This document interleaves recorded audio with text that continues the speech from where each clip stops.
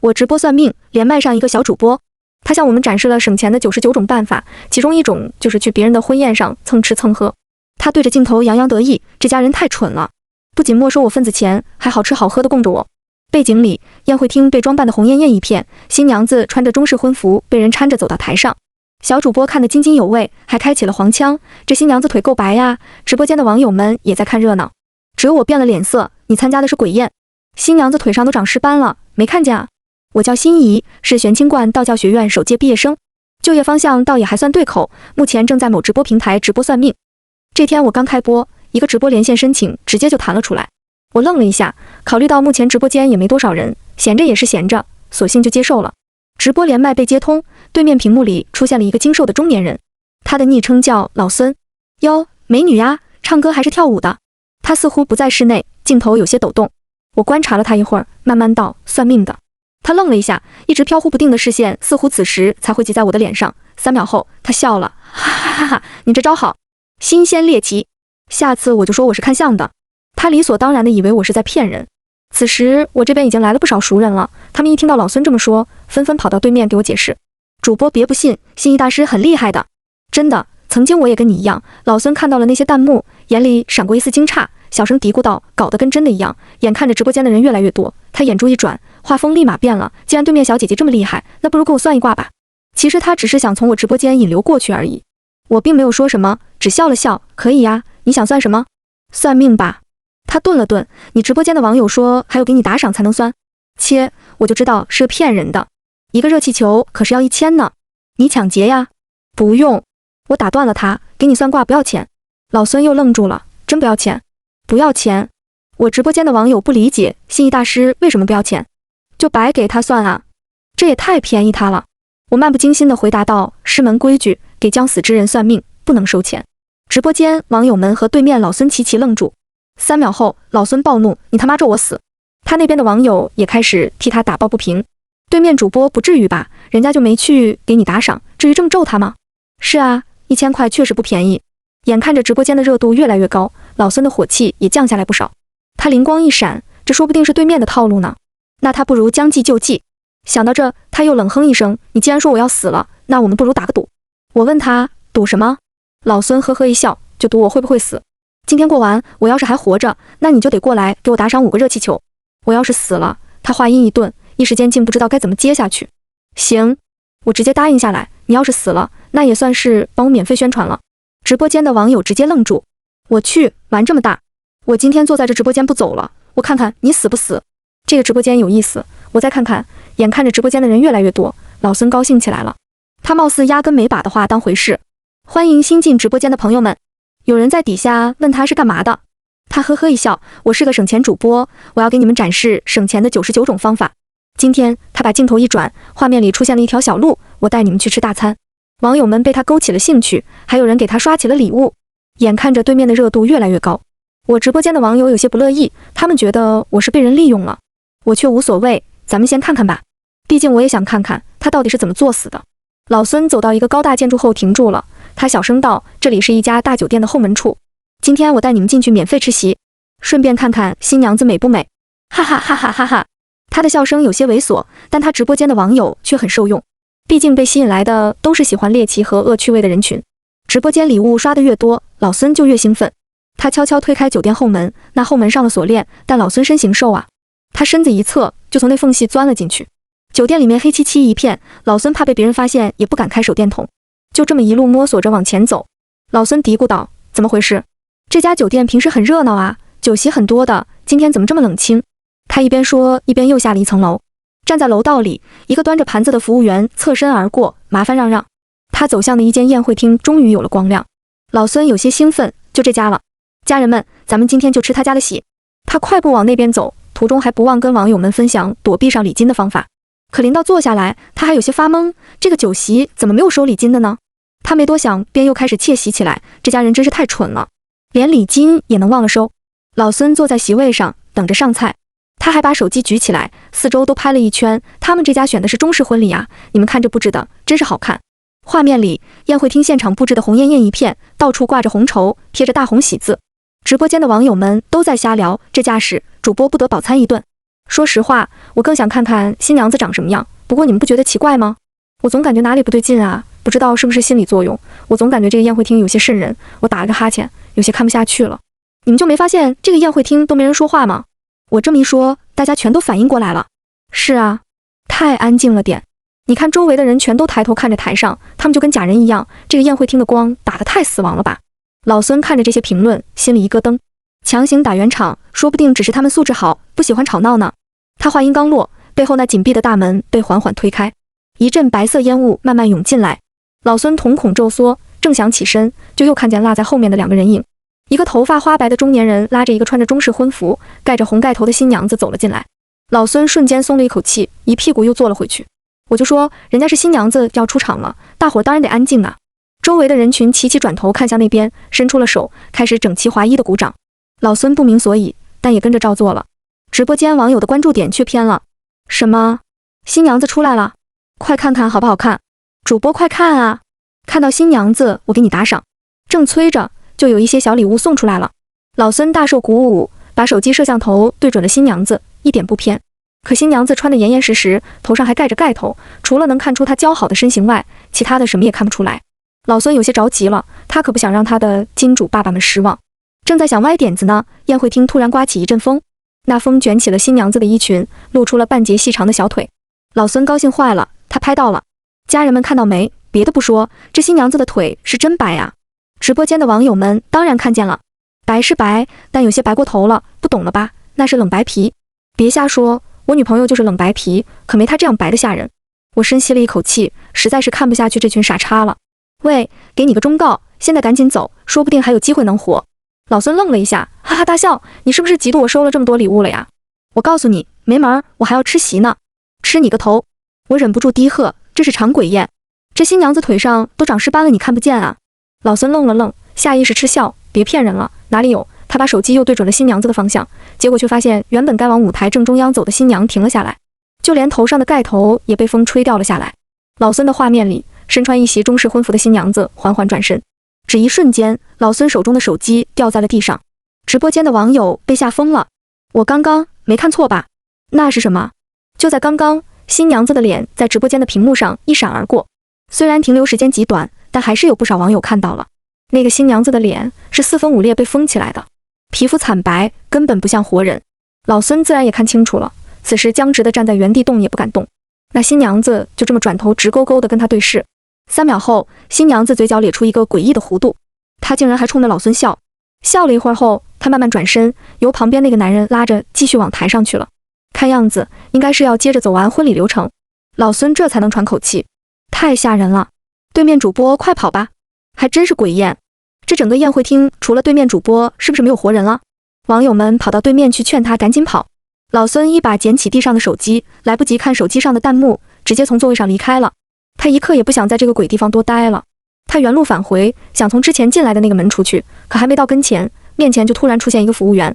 他穿着酒店的制服，脸色却跟那群喝喜酒的人一样惨白。他伸手拦着老孙，一字一句，声音毫无感情道：“这位先生，婚宴还没结束，您不能走。”他话说完，就有2个人从座位上站起来，整齐地走过来，一左一右夹着老孙的胳膊，把他强行带去了席上。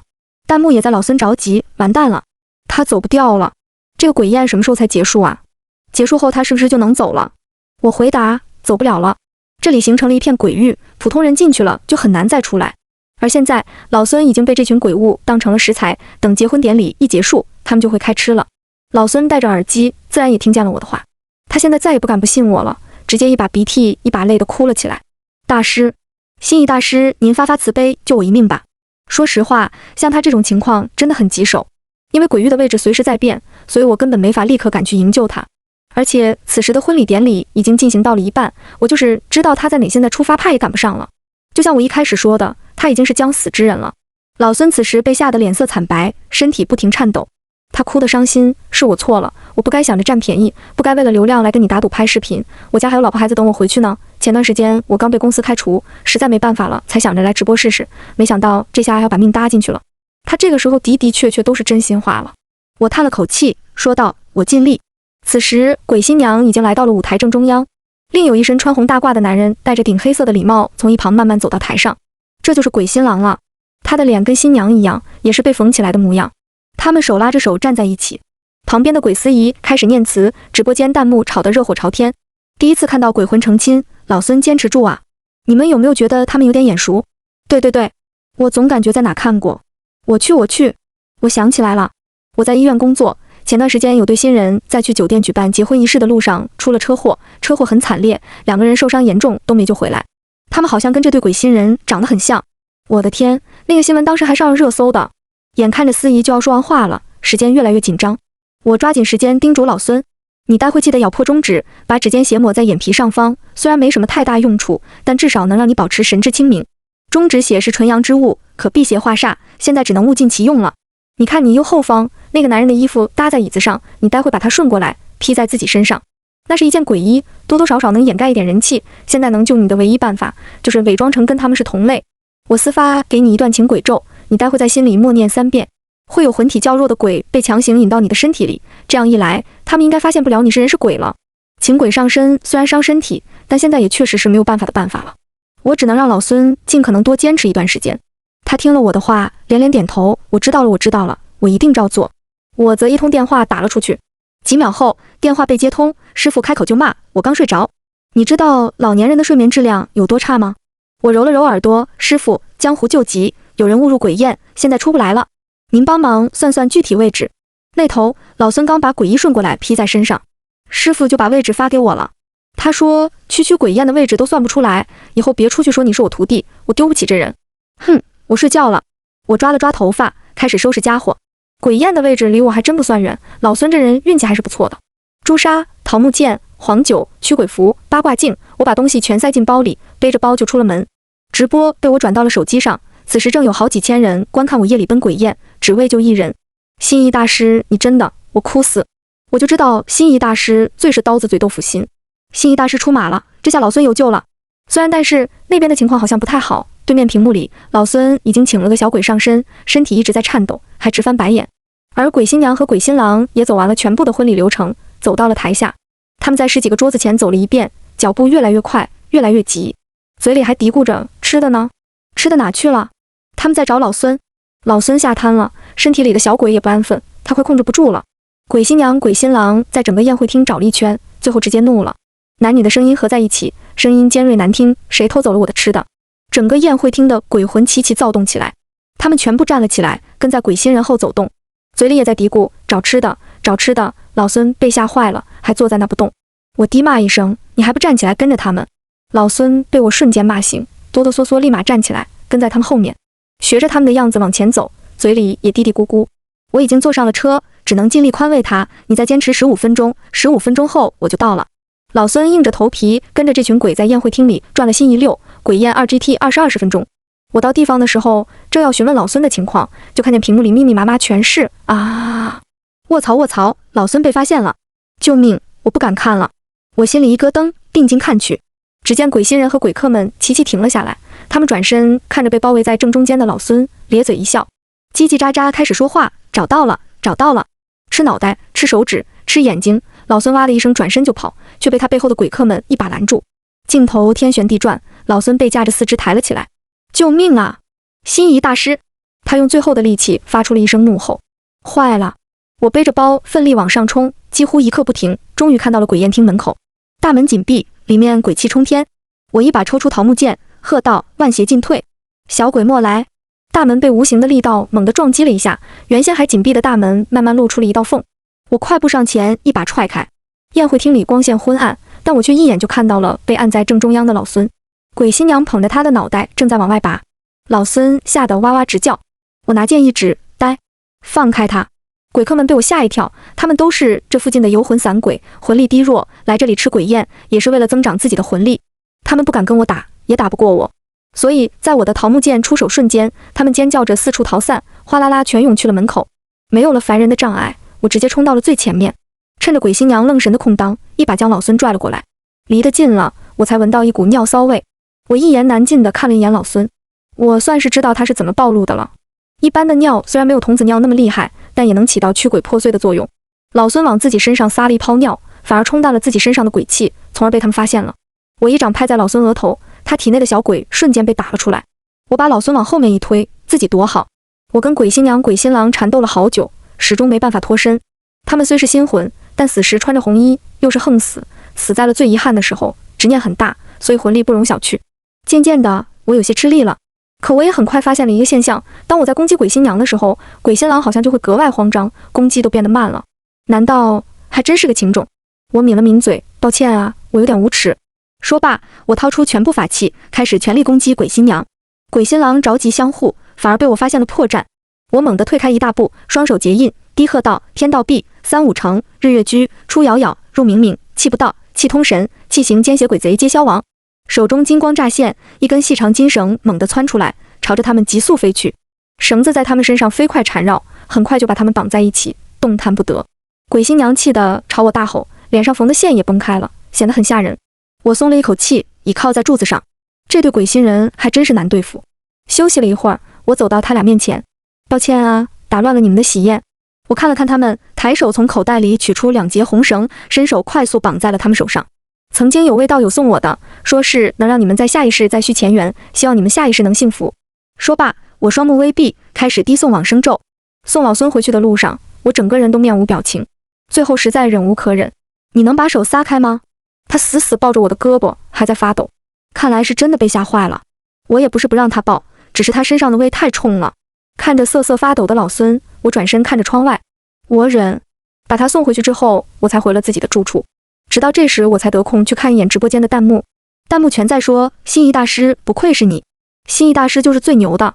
咦，刚刚老孙的老婆好像来直播间给心仪大师刷礼物了，刷了3个热气球呢，还真是不便宜。老孙家也不容易，主播要不给人家退回去吧，你也不缺钱。他这话一发出来，就被我粉丝喷成了筛子，我也被他逗笑了。别道德绑架我，如果不是我，他现在已经死了。3个热气球买1条命还不值吗？这位兄弟，你真的挺搞笑的。那人不敢再多说一句，灰溜溜退出了直播间。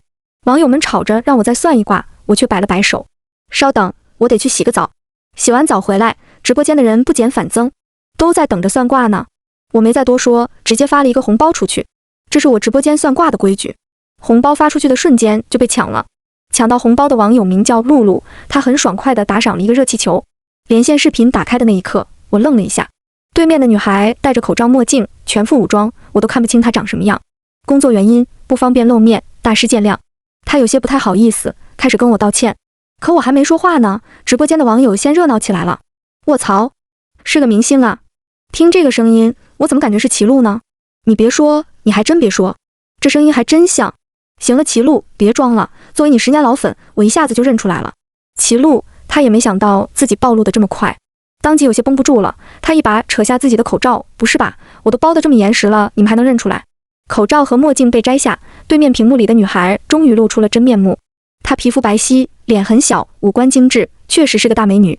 我平时不怎么关注娱乐圈，不太认识这些明星。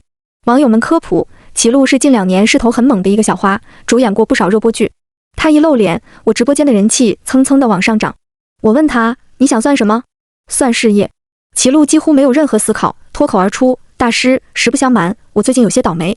不仅谈好的代言飞了，我自己还在演戏的时候摔断了腿，生活更是一团乱。大师，我最近是不是水逆啊？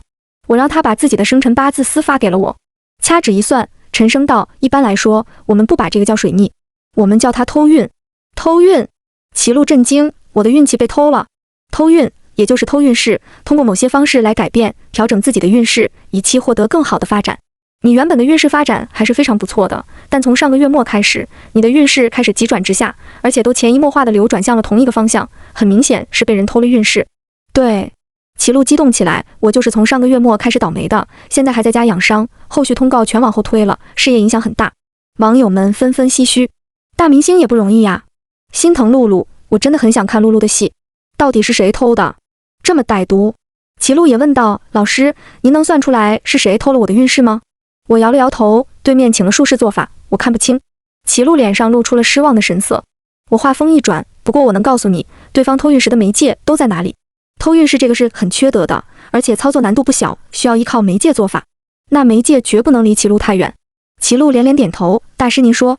今年八白左辅星飞临正西方，五行属土。八白星得令时为太白财星，能带来功名富贵。田宅科发为9星中第1吉星。你把手机对准你家正西方。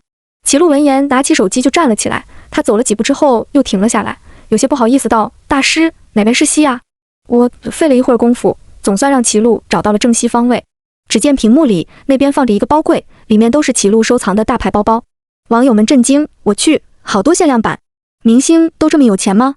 我的天啊，我木了！”齐路没心思去看弹幕了，他直直地奔向包柜，上下翻找着。可翻了半天，除了拿着包包，也没发现什么奇怪的东西。大师，您看，我指了指最上面的那个包包，你把那个绿色的包打开。齐路愣了一下，搬来凳子站上去，把那包拿了下来，看看里面有什么。齐路把包打开，当即瞳孔骤缩，他颤抖着手把里面的东西拿了出来，竟是一个哭脸木雕娃娃，看起来很诡异。我问他：“这是你的吗？”“不是。”齐路皱眉：“我没见过这个东西。如果我没看错，这东西应该是偷运媒介。”齐路闻言，整个人脸色涨红，显然气得不轻。他直接给经纪人打了一个电话，让他帮忙查一下监控，看看到底是谁放的。直播间网友纷纷猜测，这一看就是熟人做的呀。既然露露的运势变差了，偷运势的那个人肯定事业蒸蒸日上啊。最近有哪个明星势头很猛吗？你这么一说，还真有，屈玲。我去，还真是。他最近有3个热播剧吧？而且我记得屈玲是不是以前经常自称是露露的好闺蜜来着？她嫌疑很大呀。齐路也看到了这些弹幕，当即脸色都变了。他想了想，知道有些事情可能还是得私下处理，直播间不太好说了，便最后问了一个问题：“大师，这东西该怎么处理？”我私发给他玄清观的地址，明天一早寄过去，会有人专门处理的。齐路点点头，那我的运势会回来的。我安抚他，媒介没了，那些被偷走的运势自然会自动归位。听我这么一说，齐路总算松了一口气。谢谢大师。眼看着直播间的热度越来越高，围观的网友中，齐路的粉丝已经和屈玲的粉丝吵起来了。齐路估计也不想给我的直播间找麻烦，再次道谢后便挂断了直播。看他的样子，他大概已经猜出来偷他运势的人到底是谁了。在娱乐圈摸爬打滚这么多年，齐路也不是什么任人欺负的软柿子，他应该已经想好该怎么处理了。接下来的事就不在我的业务范围内了。因为齐路的意外连麦，直播间又热闹了好一会儿才消停下来。我沉声道：“好了，今天还有最后一卦，咱们算完为止。”红包设置好发出去的瞬间就被人抢了，直播间哀嚎一片。谁呀？谁手速这么快？1个月了，我在这直播间蹲了1个月了，敢不敢让我抢到一次？下次我坐在我家路由器上抢。这次抢到红包的网友是个年纪不小的阿姨，网名叫静水。她给我打赏了一个热气球后，就申请了连麦。镜头打开，屏幕里出现了一张疲惫的妇女面容。我问她：“你想算什么？”大师。静水刚说一句话，声音就带上了哭腔，整个人看起来非常激动。大师，求求您救救我儿子吧！我皱了皱眉，别着急，你先慢慢说。静水冷静了一点，开始诉说儿子的遭遇。他说他儿子是一名普通的初3生，眼看着就要中考了，可就在前几天，儿子放学回家突然倒地不醒。不仅如此，当家里人把他紧急送到医院时，却发现儿子身上竟然莫名其妙开始出现伤口，有的是割伤，有的是打击伤，有的是撞伤。短短几天，儿子身上的伤都不忍直视了。他怕再这么下去，儿子小命不保。今天晚上无意间看到这个直播，他也是抱着试一试的心态才连上来的。直播间的网友听了他的诉说，很是同情。这一看就是撞鬼了呀！心意大师，快帮帮他吧，孩子还那么小。是啊，心意大师应该可以帮忙的吧？我没说什么，只让静水把他儿子的照片还有生辰八字私发给了我。掐指微算，闭目沉吟片刻后，我抬眸看向静水，我只能说，你儿子变成这样，完全是活该。静水愣住了，直播间的网友也愣住了。啊，什么意思？主播过分了吧？人家都这么惨了，你居然还在这说风凉话。就是，你这么说，对面的阿姨多伤心啊。心意大师应该不会随便就说这话，直觉告诉我这是不简单。是的，再观望一下。静水反应过来，直接质问：你说什么？你再说一遍。我面无表情地看着他，我说：你儿子活该。他变得这样，完全是他自己自作自受。实话告诉你，你儿子现在被缠上了，最多还有3天时间，3天之后缠着他的东西不走，他就再也醒不过来了。静水本来还要发火，一听到我的话，直接愣住，表情惊恐。什么？他被什么东西缠上了？江小旭，这个名字你听过吗？静水猛地往后退了一步，神情惊恐，下意识回避了我的视线。他立刻反驳：没听过。但直播间网友们的速度还是非常迅速的，他们立刻就去查了江小旭这个名字。江心中学的学生，3个月前因为校园霸凌退学，重度抑郁，治疗无果后在医院跳楼自杀。我也查到了，他才14岁，居然身上有那么多伤，看得我很心痛。这位阿姨的儿子跟江小旭有什么关系吗？我有一个大胆的想法，他儿子很有可能就是霸凌者。静水彻底慌了神，不是的，我儿子没有霸凌别人，他只是年纪太小了，还不懂事，他只是想跟同学闹着玩而已。年纪小？我觉得好笑，这是他犯罪的借口吗？事实上，你儿子现在身上无缘无故突然出现的这些伤，都是江小旭曾经历过的。他被殴打、推搡，椅子上被放图钉，被淋开水，你儿子带头对他进行了长达半年的霸凌，他身上的伤早就数不胜数了。如今他回来报仇了，他要的是让你儿子体会一遍他的痛苦，然后把他一起带走呢。太让人生气了，怎么会有这样的小孩？活该，真的活该。心仪大师一点没说错。静水再也支撑不住，一下子瘫在地上。他嘀咕着我刚刚说的话，带他走，带他走，不行，谁都不能带他走。大师，静水跪在地上求着我，大师你帮帮忙，救我儿子一命吧。他一直对着镜头给我磕头，再这么磕下去，我是真要折寿的呀。我揉了揉眉心，行了，你快点起来。静水又趴在地上哭了一会儿后，才踉踉跄跄从地上站起来。给你指条路，你儿子能不能活就看命了。静水连连点头，大师您说，明天一早去玄清观求一道平安符，回去给你儿子带上。你要记得给江小旭立一个牌位，摆在家中客厅，每天供奉。其次，江小旭的父母早逝，家里只剩下爷爷奶奶了。他出事后，2个老人孤苦无依，他们今后的一切开销需要你们都要承担了，这不过分吧？静水连忙摇头，不过分，情理之中。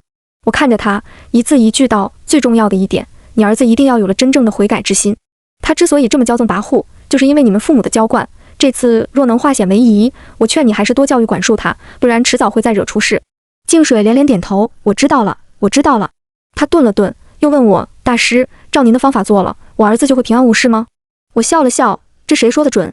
原不原谅你们是江小旭的事，我可没有资格替他做任何决定。静水脸色很差，结结巴巴又说了什么，最后有护士叫他，他才不得不挂断了直播连线。他挂断后，直播间网友的讨论却依然热火朝天。江小旭太惨了，那臭小子要是死了就活该，校园霸凌去死啊！我一辈子都无法原谅以前霸凌我的人。我叹了一口气，这世间善恶因果终有报，你做的孽总有一天会反噬到你自己身上，望大家共勉。又跟网友们聊了一会儿，这时时间已经不早了，打了个哈欠，时间不早了，咱们今天就到这，明天再见。我关闭了直播间，起身去洗漱睡觉。第二天一早，我被闹铃吵醒，从出租屋出去，我从路边买好了豆浆油条，一路哼着歌去了玄清观。师傅，来吃早饭。我一声吆喝，一个头发凌乱的老头从后院冲了出来。孽徒，你还敢回来？老头手举一个木雕，一大清早就有人送来一个这个玩意，为师处理了1个小时。还没歇一会儿，一个大妈哭天喊地跑过来，让我给她儿子弄个平安符。我一问，好家伙，都是你介绍来的呀？他没说一句，就在我脑门上敲一下，我被敲得头晕眼花。师傅，我也是在为咱们玄清观扬名啊。老头子冷哼一声，狡辩。我笑着把他拉坐下来，来，我给您买了大包子。老头，什么馅的？我不吃牛肉馅的，蟹黄汤包馅的，热乎着呢。算你有良心，那是自然。